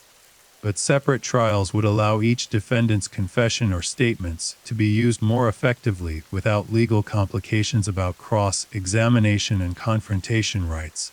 The decision was made to pursue separate trials. This would take longer and require more resources, but it would allow prosecutors to build the strongest possible case against each defendant individually. Joan Luna's trial came first. Prosecutors prepared to present the DNA evidence that placed him at the scene, the confession he had provided during interrogation, witness testimony about statements he had made over the years, and circumstantial evidence about his behavior before and after the murders. The trial began in 2007, more than 14 years after the murders. For the families of the victims, the trial was both a long-awaited opportunity for justice and a traumatic experience that forced them to relive the worst day of their lives in excruciating detail. The prosecution's opening statement laid out their case. They described the evening of January 8, 1993, when 7 innocent people were working the closing shift at Brown's Chicken and Pasta. They described how Juan Luna and James Degorski had entered the restaurant with the intention of robbery. They described how the decision was made to eliminate all witnesses. They described the brutal murders that followed. And they described how Luna had evaded justice for nearly a decade before DNA evidence and his own statements led to his arrest. The defense's opening statement attempted to create reasonable doubt. They acknowledged that Luna had been at the restaurant, but suggested that his involvement might have been minimal, that he might have been coerced by Degorski, that he might not have actually participated in the murders themselves. They suggested that his confession had been coerced by aggressive police interrogation tactics. They argued that the evidence, while placing him at the scene, didn't necessarily prove he had murdered anyone. The trial proceeded with the prosecution calling witnesses and presenting evidence. Forensic experts testified about the DNA evidence, explaining how Luna's genetic material had been found at the crime scene and what the statistical probability of that being the coincidence was. The numbers were astronomical. The chance of the DNA belonging to someone other than Luna was essentially zero. Medical examiners testified about the victims' injuries, describing the violence that had been inflicted upon them. This testimony was difficult for the families to hear, as it forced them to confront the reality of how their loved ones had died. Some family members left the courtroom during this testimony, unable to bear the details. Crime scene investigators testified about what they had found at Brown's Chicken on January 9, 1993. They showed photographs of the scene, images that revealed the horrific nature of the crime. The jury saw the walk-in cooler where 7 people had been executed. They saw the blood evidence. They saw the restaurant that should have been a safe workplace, but had become a slaughterhouse. Witnesses testified about statements had made over the years. Former friends, ex-girlfriends, acquaintances who had heard him say things that suggested knowledge of or involvement in the murders. Some of these witnesses were reluctant, uncomfortable testifying against someone they had known. Others were eager to help bring justice for the victims. One particularly damaging witness testified that Luna had described details of the crime that had never been made public. He had known things about the crime scene, about the victims, about the sequence of events that only someone who had been there could have known. This testimony supported the prosecution's argument that Luna wasn't just at the scene, he was an active participant in the murders. The confession Luna had provided during police interrogation was presented to the jury. Defense attorneys had tried to have it suppressed, arguing it had been coerced, but the judge had ruled it admissible. The jury heard or read Luna's own words describing what had happened that night, how the robbery had turned into mass murder, how 7 people had been killed in the cooler. The defense attempted to counter this evidence by arguing that the confession through lengthy interrogation and psychological pressure. They brought in experts to testify about false confessions, about how innocent people sometimes confessed to crimes they didn't commit under the pressure of aggressive police questioning. But the prosecution countered that Luna's confession contained details that only the killer could have known. It wasn't a generic confession that could have been fabricated or suggested by investigators. It was specific, detailed, and corroborated by physical evidence. This wasn't a false confession. This was a guilty man admitting what he had done. The defense also attempted to shift blame to James Degorski, suggesting that he had been the primary actor and that Luna had been merely present, perhaps coerced into participating or too frightened to refuse.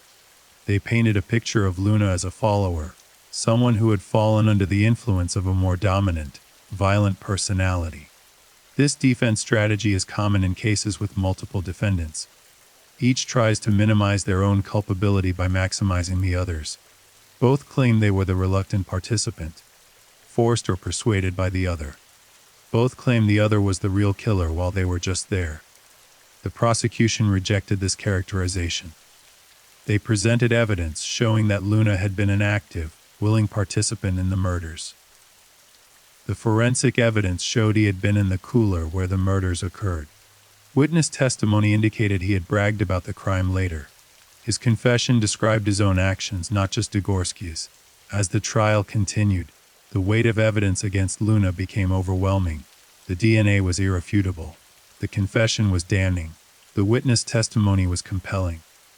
The defense's attempts to create reasonable doubt were failing to gain traction. The prosecution presented evidence about Luna's behavior after the murders. He had continued living in the area. He had spent money in ways that suggested he had come into unexpected cash. He had made statements to people that indicated knowledge of the crime. He had shown no remorse. No signs of psychological disturbance that might indicate regret for what he had done. Character witnesses for the defense had to portray Luna as someone who was capable of change, who had shown positive qualities in his life, who deserved mercy. But these testimonies were weak in the face of the evidence of what he had done. Good character is hard to argue when you're accused of executing 7 people, including 2 teenagers. The trial lasted weeks, with testimony from dozens of witnesses and presentation of hundreds of pieces of evidence. The families of the victims attended much of the trial, wanting to see justice served, wanting to look Juan Luna in the eye, and let him know that the people he had murdered had not been forgotten. Finally, the case went to the jury. Both sides had presented their closing arguments. The prosecution had summarized the overwhelming evidence of Luna's guilt. The defense had made their final plea for reasonable doubt, arguing that the evidence, while concerning, didn't definitively prove Luna had murdered anyone. The jury deliberated. They reviewed the evidence, discussed the testimony, examined the DNA findings, read confession. They had to decide. Was Juan Luna guilty beyond a reasonable doubt of murdering Richard Ellenfelt, Lynn Ellenfelt, Thomas Menes, Marcus Nelson, Guadalupe Maldonado, Michael Castro, and Rico Solis? The deliberations didn't take long. The evidence was strong. The DNA was conclusive. The confession was detailed and credible. The jury returned with their verdict guilty. On all 7 counts of murder, the courtroom erupted in emotion. The families of the victims cried, some in relief that justice was finally being served, others in renewed grief at having the murders officially confirmed. Juan Luna showed little reaction, his face impassive as the verdict was read. But the trial wasn't over. In death penalty cases, there are 2 phases. The guilt phase, which had just concluded with guilty verdicts, and the sentencing phase, where the jury would decide whether Luna deserved death or life in prison. The sentencing phase of the trial focused on aggravating and mitigating factors. Prosecutors presented aggravating factors that made the crime particularly heinous and deserving of the death penalty. Multiple victims. Murders committed during another felony, extreme brutality, teenage victims, the systematic execution of people who were begging for their lives. Each aggravating factor was documented with evidence and testimony. The jury heard again about the horrific nature of the crime, about the suffering of the victims, about the impact on their families. Prosecutors argued that this was exactly the type of crime that the death penalty was designed for, that if Juan Luna didn't deserve execution, then no one did. The defense presented mitigating factors, reasons why Luna's life should be spared. They discussed his age at the time of the crime, his troubled background, his potential for rehabilitation. They brought in family members who testified about loving him, about wanting him to live even if it meant spending the rest of his life in prison. The families of the victims were allowed to present victim impact statements. One by one, they stood before the jury and described what the murders had taken from them. The Ellenfelt children talked about losing both parents, about growing up without their guidance and love. Thomas Menes's fiancée talked about the life they should have had together, the children they should have raised, the future that was stolen. Michael Castro's parents talked about their 16-year-old son, about his dreams and potential, about the grandchildren they would never have. Rico Solis's girlfriend, now a grown woman, talked about her first love, about how his murder had shaped her entire life, about the pain that had never faded. Guadalupe Maldonado's children and grandchildren talked about the matriarch they had lost, about the hole in their family that could never be filled. Marcus Nelson's family talked about a good man who had worked hard and didn't deserve to die. The impact statements were devastating. They were powerful reminders that these weren't just names in a case file. They were real people with families who loved them, who missed them, who would never recover from losing them. After hearing all the evidence and testimony from both the guilt and sentencing phases, the jury once again deliberated. This time they had to decide, should Juan Luna be sentenced to death for his crimes? The decision in a death penalty case is profound. The jury is being asked to decide whether another human being should be killed by the state for what they've done. Even when the crimes are horrific, even when the defendant is clearly guilty, some jurors struggle with the moral weight of ordering someone's execution. The jury deliberated on Luna's sentence. They weighed the aggravating factors against the mitigating factors. They considered the heinous nature of the crimes against Luna's humanity and potential for redemption. They thought about what justice meant, what punishment was appropriate, what the families of the victims deserved, and then they returned with their decision: death.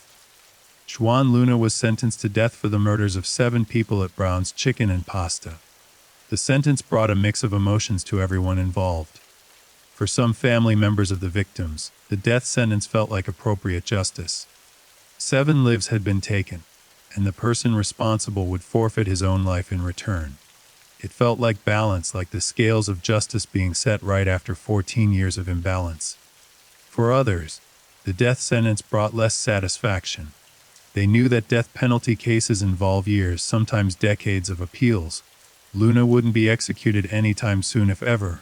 He would live on death row, fed and housed at taxpayer expense, while their loved ones remained dead. Some would have preferred a sentence of life without parole, a guarantee that Luna would die in prison even if it wasn't by execution. Juan Luna was transported to death row at a maximum security facility in Illinois. He would spend the rest of his life, however long that might be, in a small cell, isolated from other prisoners, awaiting an execution that might never come. Death row is a unique form of punishment, a liminal space between life and death where condemned prisoners exist for years or decades. But the legal proceedings weren't finished. James Degorski still had to face trial, and his trial would prove to be even more complex and controversial than Luna's. Degorski's trial was scheduled to begin after Luna's had concluded. Prosecutors prepared a similar case, using the DNA evidence that placed Degorski at the scene, confession statements he had made, witness testimony about his admissions of involvement, and circumstantial evidence about his behavior. However, there was a significant development before Degorski's trial could begin. In 2011, Illinois Governor Pat Quinn abolished the death penalty in the state. This decision came after years of controversy about wrongful convictions, concerns about the fairness of capital punishment, and moral objections to state-sanctioned execution. The abolition of the death penalty had major implications for James Degorski's case. Unlike Juan Luna, who had been sentenced to death before the abolition, Degorski could not receive a death sentence even if convicted of the same crimes. The maximum punishment, he could receive life in prison without the possibility of parole. This disparity troubled many people, particularly the families of the victims. 2 men had committed the same crimes together, had participated equally in the murder of 7 people, but would face different maximum punishments simply because of when their trials occurred. Luna faced death while Degorski faced only life in prison. It didn't seem fair or just, but it was the reality of the legal situation. Laws change and defendants are subject to the laws in effect at the time of their trial. Degorski, by having his trial delayed until after the death penalty was abolished, had inadvertently avoided the possibility of execution. Degorski's trial finally began in 2012, more than 19 years after the murders. The passage of time created additional challenges. Witnesses had faded memories. Some had moved away or died. The physical evidence had been carefully preserved, but nearly 2 decades had passed since the crime occurred. The prosecution's case against Degorski followed a similar pattern to the Luna trial. DNA evidence placed him at the scene. Witness testimony described statements he had made about the murders over the years. His own interrogation statements, while not as complete a confession as Luna had provided, contained admissions and details that incriminated him. The defense strategy for Degorski differed somewhat from Luna's defense. Degorski's attorneys argued that while he had been present at the restaurant, he hadn't been the primary killer. They suggested that Luna had been the dominant force, the main perpetrator, and that Degorski had been a reluctant participant who hadn't actually murdered anyone himself. This argument faced significant obstacles. The forensic evidence showed Degorski had been in the walk, in cooler where the murders occurred. Witness testimony indicated he had bragged about his involvement, and even if he hadn't personally pulled triggers or wielded knives, Illinois' law holds that anyone who participates in a crime where murders occur is guilty of those murders, even if they weren't the person who directly killed the victims. This is known as felony murder rule. If you participate in a felony such as robbery, and someone dies during that felony, you're guilty of murder even if you didn't intend for anyone to die, and didn't personally kill anyone. Degorski's presence during the robbery and murders made him legally culpable for all 7 deaths, regardless of whether he personally struck the fatal blows. The prosecution emphasized this legal principle. It didn't matter whether Degorski or Luna had been the primary killer. It didn't matter who had fired which shots or made which knife wounds. Both men had participated in the robbery. Both had been present during the murders. Both were equally guilty of 7 counts of murder. Witness testimony at Degorski's trial revealed disturbing details about his behavior after the murders. Multiple witnesses testified that he had talked about the Brown's Chicken massacre over the years, sometimes bragging about it, sometimes describing details, sometimes seeming to enjoy the notoriety of being connected to such a famous crime. One witness testified that Degorski had described the murders as if they were an adventure, a thrilling experience rather than a horrific crime. He had reportedly talked about the feeling of power, of control over life and death, of having done something most people couldn't imagine doing. This testimony painted a picture of someone who lacked empathy, who saw the murders not as tragedies but as accomplishments. It suggested a personality disorder, a fundamental disconnect from normal human emotions and moral understanding. The defense attempted to counter this by presenting expert testimony about Degorski's mental state. Psychologists and psychiatrists testified about personality disorders, about the effects of childhood trauma, about diminished capacity and inability to fully understand the consequences of actions. But these arguments had limited effectiveness. Mental health issues might explain behavior, but they don't excuse it. And Illinois' law sets a high bar for the insanity defense. Degorski understood what he was doing. He knew it was wrong. He had tried to avoid getting caught, which demonstrated consciousness of guilt. He didn't meet the legal standard for insanity. The trial included testimony from some of the same witnesses who had testified at Luna's trial. They described their memories of January 8, 1993, of the investigation that followed, of the years of wondering who had committed this horrible crime.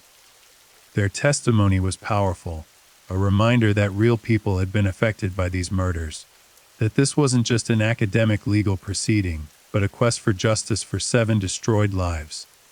The families of the victims once again had to sit through detailed descriptions of how their loved ones had died. They had to see crime scene photographs again. They had to relive their trauma again. Some had hoped that Luna's conviction would bring closure, but now they had to go through the entire process again for Degorski's trial.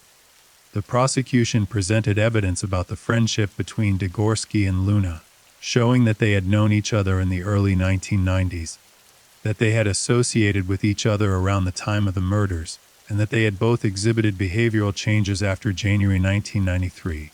Phone records, though limited given the technology of the early 1990s, showed some contact between the two in the days before and after the murders. Witness testimony placed them together during that time period.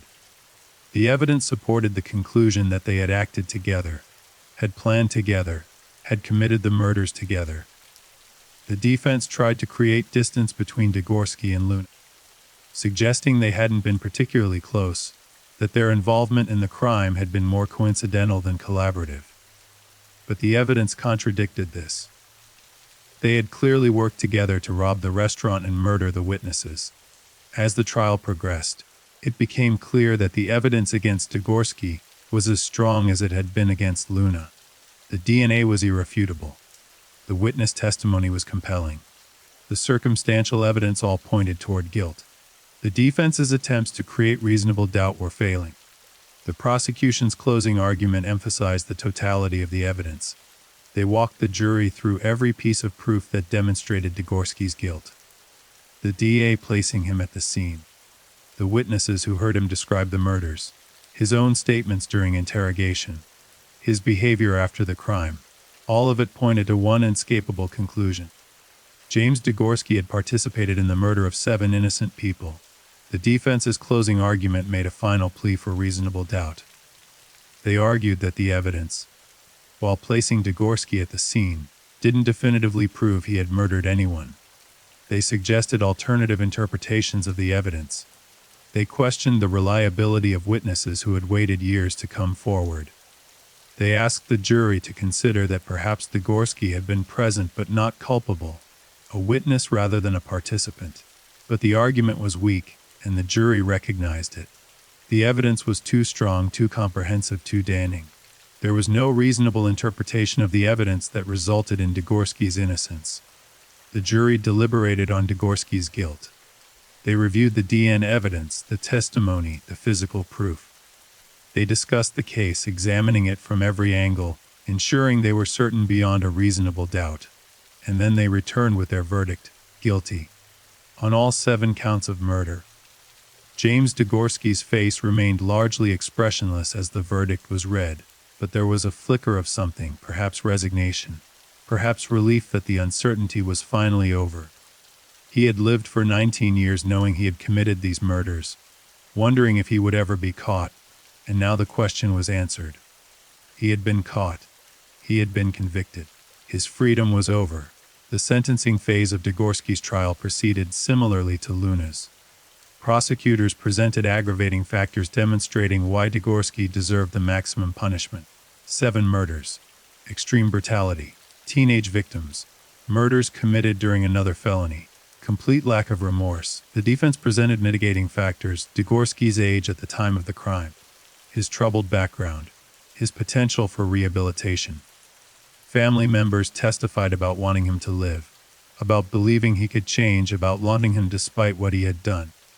The families of the victims presented impact statements again, describing once more the devastating effects of the murders on their lives. Some read the same statements they had presented at Luna's trial. Others had new things to say, new insights into their grief after additional years of living with the loss.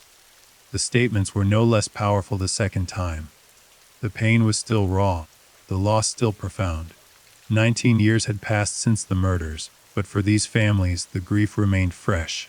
Time doesn't heal all wounds, especially wounds as deep as losing a loved one to murder. The jury deliberated on Degorski's sentence. They knew he couldn't receive the death penalty, so the question was whether he should receive life in prison, without the possibility of parole or something less severe.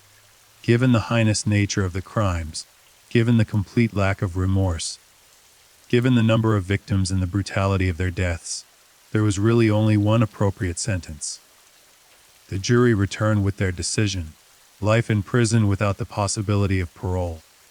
James Degorski would spend the rest of his natural life behind bars.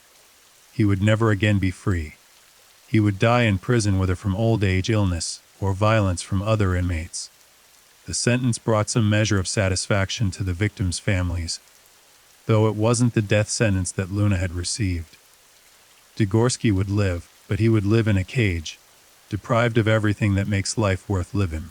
No privacy, no family gatherings, no normal human experiences, just decades of confinement until death finally came. With both Degorski and Luna convicted and sentenced, the legal proceedings weren't quite finished. Appeals are automatic in murder cases, especially in death penalty cases like Luna's. Both defendants would appeal their convictions, arguing that errors had occurred during their trials, that evidence had been improperly admitted, that their rights had been violated. Appeals in criminal cases can take years or even decades. Every aspect of the trial is reviewed by higher courts. Legal briefs are filed arguing that the conviction should be overturned or the sentence reduced.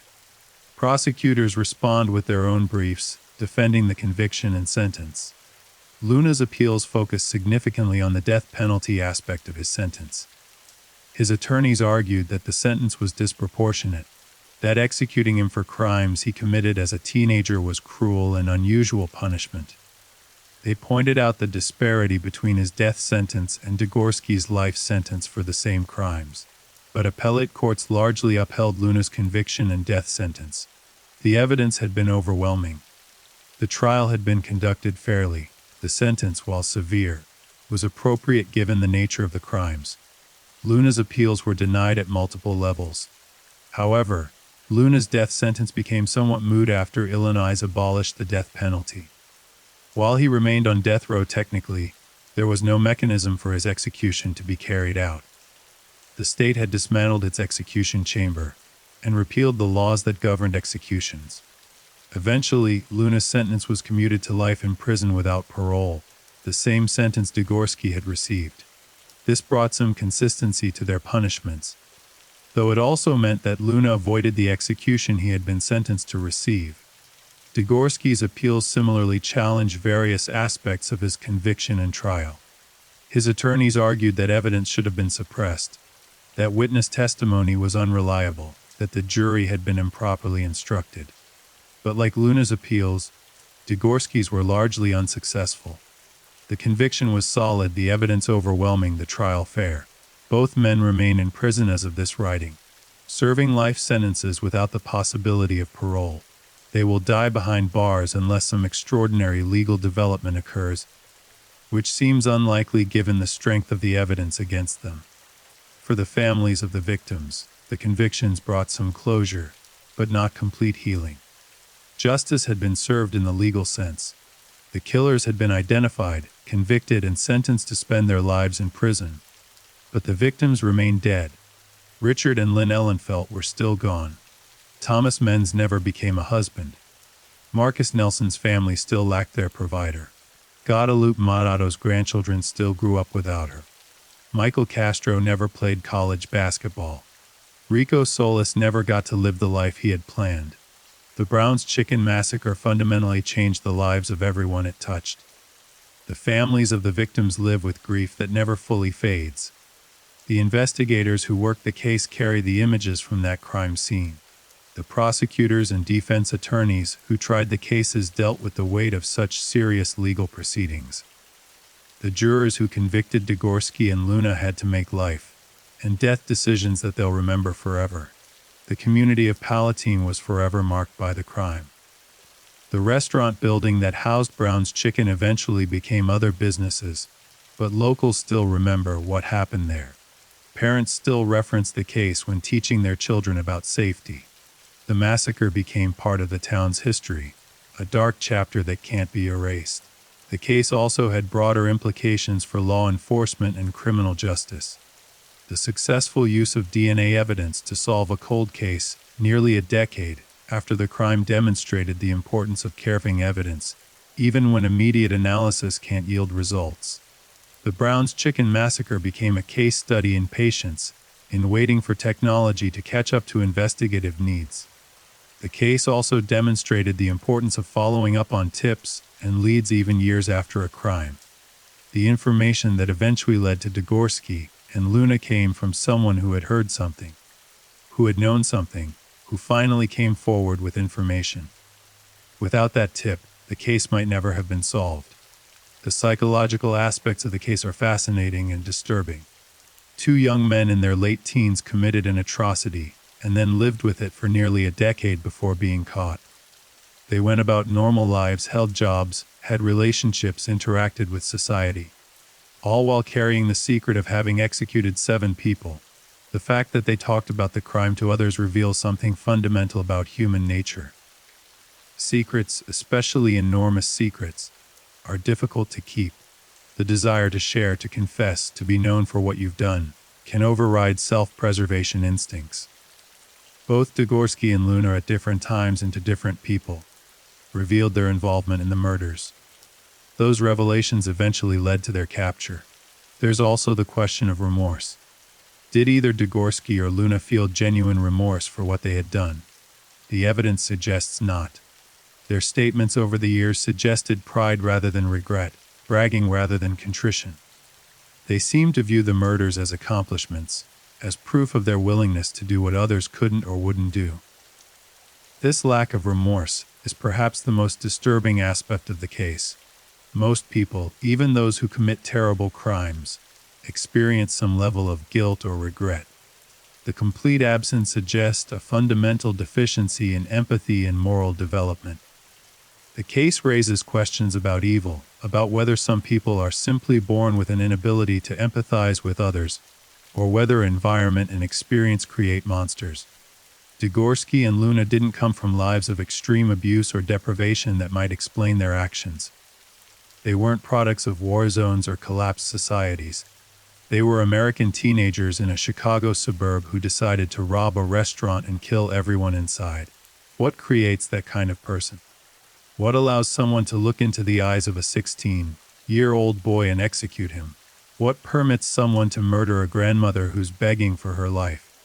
These are questions that psychologists and criminologists continue to study, but definitive answers remain elusive. The victims of the Brown's Chicken Massacre deserve to be remembered not just as victims, but as the people they were. Richard Ellenfelt was a hardworking businessman who treated his employees with kindness and respect. Lynn Ellenfelt was a warm, maternal woman who believed in the goodness of people. Thomas Menz was a young man in love, planning a future with his fiancée. Marcus Nelson was a dedicated employee who supported his family through determination and hard work. Guadalupe Maldonado was a woman of faith who sacrificed for her children and grandchildren. Michael Castro was a bright, athletic teenager with dreams of college and a future he would never get to experience. Rico Solis was charismatic and full of life, a young man whose potential was never realized. These 7 people had value beyond their deaths. They had lives, relationships, dreams, and hopes. They were loved and are still missed by the people who knew them. Their murders were tragedies not just because of how they died, but because of what was lost when they died. The families continue to honor their memories in various ways. Some have established scholarships in their loved ones' names. Some have become advocates for victims' rights. Some have channeled their grief into ensuring that the Brown's Chicken Massacre is never forgotten, that the victims are remembered as people rather than just statistics. The Brown's Chicken Massacre stands as one of the most horrific crimes in Illinois' history, a case that demonstrated both the worst of human nature and the perseverance of justice. 7 innocent people went to work on an ordinary January evening in 1993, and none of them came home. Their deaths shocked a community, devastated families, and created a mystery that would take nearly a decade to solve. The case revealed the importance of forensic science, particularly DNA analysis, in solving crimes even when traditional investigative methods reached dead ends. The careful preservation of evidence from the crime scene, even when that evidence couldn't be fully analyzed in 1993, proved crucial when technology advanced enough to extract meaningful results years later.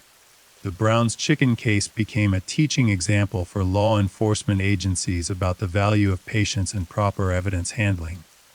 The psychological dimensions of the case remain disturbing. James Degorski and Juan Luna committed mass murder, and then integrated back into society, living normal lives while carrying the enormous secret of what they had done. Their inability to keep that secret permanently, their compulsion to share their crime with others, ultimately led to their downfall. It demonstrates a fundamental truth about human nature. We are social creatures who need to be known, even when what we've done is monstrous. The families of Richard and Lynn Ellenfelt, Thomas Marcus Nelson, Guadalupe Maldonado, Michael Castro, and Rico Solis have lived with grief and loss for over 3 decades now. The passage of time has not erased their pain to learn to carry it. Some have found purpose in advocacy, in ensuring that other victims' families receive support and justice. Others have focused on keeping their loved ones' memories alive, ensuring they are remembered as the people they were rather than just as victims of a terrible crime. The convictions of Degorski and Luna brought justice in the legal sense, but they couldn't bring back the dead or undo the trauma. Both men will spend the rest of their lives in prison, denied the freedom they stole from 7 others. They will grow old behind bars, if they live that long, experiencing decades of confinement as punishment for the minutes of violence they inflicted on innocent people. The community of Palatine has healed to some extent, but the scar remains. The Brown's Chicken Massacre is part of the town's history now, a reminder that tragedy can strike anywhere. That evil doesn't announce itself with warning signs or stay confined to dangerous neighborhoods. It happened in a family restaurant in a quiet suburb, shattering the illusion of complete safety that many people cherish. The case also highlighted the dedication of law enforcement officers, who refused to give up even when the trail went cold. Detectives who worked the case for years without seeing results, who followed dead end leads and interviewed countless witnesses, who maintained hope that someday the killers would be identified. Their perseverance paid off when DNA technology advanced and new tips came in, allowing them to finally solve a case that had haunted them for nearly a decade. The legal proceedings demonstrated both the strengths and weaknesses of the American justice system. The trials were lengthy and expensive, requiring enormous resources to prosecute. The appeals process continues to provide opportunities for convicted murderers to challenge their sentences years after the fact. Yet ultimately, justice was served. The guilty were convicted. The families got their day in court. The system worked even if it worked slowly. There are broader lessons to draw from the Brown's Chicken Massacre. It reminds us of the fragility of life, how quickly ordinary moments can transform into tragedy. It shows us the importance of forensic science and proper investigative procedures. It demonstrates the psychological complexity of violent crime and the criminals who commit it. And it reveals the enduring power of grief and the human capacity for seeking justice even after years of disappointment. The case stands as a testament to the 7 people who died that night. They were working. They were earning money to support themselves and their families. They were doing nothing wrong, nothing dangerous, nothing that should have resulted in their deaths. They were simply in the wrong place when 2 evil men decided to commit robbery and murder. Richard Ellenfelt, who built a business and treated his employees like family. Lynn Ellenfelt, who showed kindness to everyone she met. Thomas Menz, who was planning a wedding and a future. Marcus Nelson, who worked hard and supported his loved ones. Guadalupe Maldonado, who sacrificed for her children and grandchildren. Michael Castro, a 16-year-old with dreams of college and basketball. Rico Solis, a 17-year-old full of life and potential. These names deserve to be remembered. These lives deserve to be honored. These deaths deserve to be mourned. The Brown's Chicken Massacre was not just a crime. It was the destruction of 7 unique, valuable human beings who contributed to their families and their community. As we reflect on this case decades later, we remember the victims, honor their memories, and recognize the families who continue to live with loss. We acknowledge the investigators who never gave up on finding justice.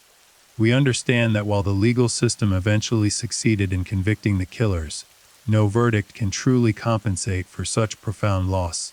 The walk-in cooler at Brown's Chicken and Pasta became a place of unimaginable horror on January 8, 1993. 7 people died there, murdered by 2 young men who valued their own freedom more than human life. But those 7 victims were more than the circumstances of their deaths. They were parents, children, siblings, friends, co-workers. They were loved. They are missed. They are remembered. Thank you for listening. If you enjoyed this case, leave a comment and subscribe. Good night and stay safe.